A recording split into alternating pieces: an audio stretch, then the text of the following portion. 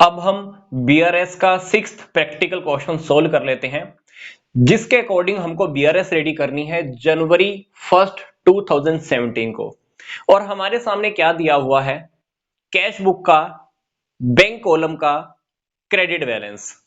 तो हमने क्या लिखना है, credit balance as per cash book, और जो भी बैलेंस हमारे सामने मेंशन है उसको हम माइनस आइटम्स में राइट कर देंगे। तो जब भी क्वेश्चन में बैंक कॉलम का क्रेडिट बैलेंस दिया होता है तो उसको हम कहां पे मेंशन करेंगे, माइनस आइटम्स में। अब देखिए फर्स्ट इक्वेशन को हम सोल्व करते हैं।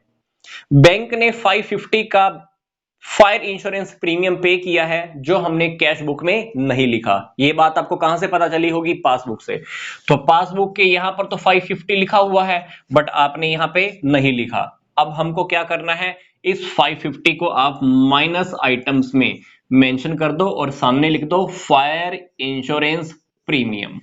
क्या लिखना है, फायर इंश्योरेंस प्रीमियम 550, जो आपके पासबुक में तो लिखा हुआ है। आपका बैंक बैलेंस तो कम हो गया था, आपने कैश बुक के बैंक कॉलम का बैलेंस कम नहीं किया था, तो आप बीआरएस में माइनस आइटम्स में मेंशन कर दीजिए। इसके बाद देखिए सेकंड स्टेटमेंट, हमने चेक्स इशू किए थे 25,000 के। तो जब आपने चेक इशू किए थे 25,000 के, आपने सोचा था कि आपका बैंक बैलेंस 25,000 से कम हो जाएगा, बट हुआ क्या, आपके बैंक में से सिर्फ 18,500 ही कम हो पाए। मतलब हमने एक्स्ट्रा कितना माइनस कर दिया, 6,500। आपको लगा था कि 25,000 आपके बैंक में से चला जाएगा, बट गया कितना, 18,500। तो 6,500 क्योंकि आपने एक्स्ट्रा माइनस कर दिया, तो इस 6,500 को आप क्या करोगे, बीआरएस बनाते हुए इधर प्लस आइटम्स में प्लस आइटम्स में आप मेंशन कर देंगे। तो आपने क्या किया, 6,500 को प्लस आइटम्स में मेंशन कर दिया, मतलब प्लस कर दिया। और आपको थर्ड स्टेटमेंट के अकॉर्डिंग क्या दिया हुआ है, interest collected by the bank 740। तो आपने देखा होगा कि बैंक ने आपकी तरफ से इंटरेस्ट कलेक्ट किया है, जो आपकी पासबुक में तो लिखा हुआ है, कैश बुक में मतलब नहीं लिखा आपने। तो अब आपने क्या करना है, 740 को यहां पर प्लस आइटम्स में प्लस कर दीजिए, और यहां पे क्या लिखेंगे, इंटरेस्ट कलेक्टेड। इंटरेस्ट कलेक्टेड का अमाउंट आपने मेंशन कर दिया। आगे देखिए, 8700 वर डिपॉजिटेड इनटू द बैंक।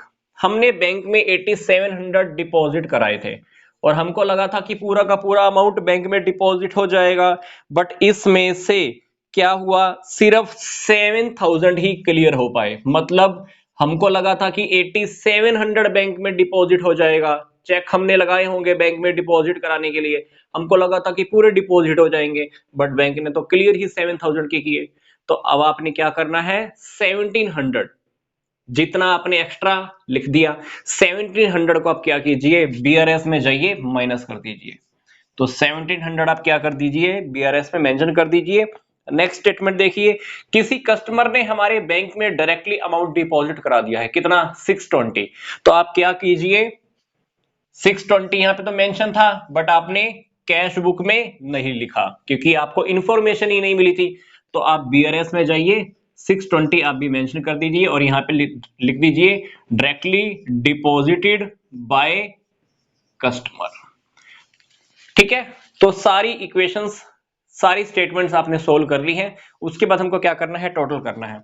जब आप टोटल करेंगे तो इधर का टोटल आ जाएगा 7860, और इधर का टोटल आ जाएगा 22360।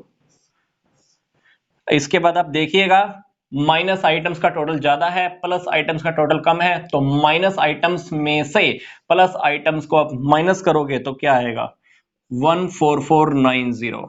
तो इसको हम क्या बोलेंगे, ये हमारा है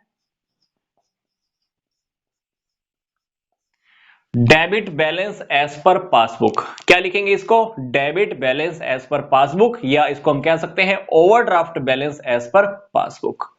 तो ये था हमारा फर्स्ट क्वेश्चन जो हमने सोल्व किया है।